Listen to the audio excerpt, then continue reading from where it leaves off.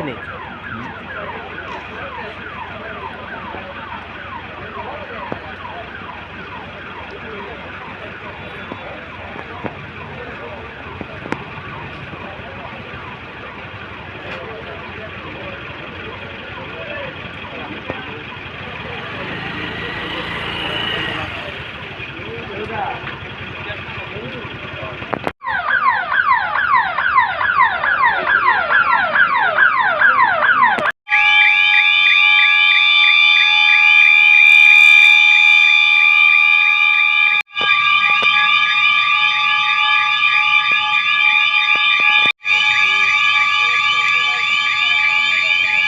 आप लोगों ने देखा है जैसे कि अभी रिसेंटली इलेक्शन अनाउंस हो गया है, एनसीसी लागू हो गया है, इसीलिए हम लोग फ्लैग मार्च कर रहे हैं इस एरिया में, just to build the confidence among the people for the free and fair election. कहाँ से कहाँ तक में होगा फ्लैग मार्च? अभी हम लोग वृंदावन घाट से चबरी तक जाएंगे। कौन कौन से बटालियन है मैडम?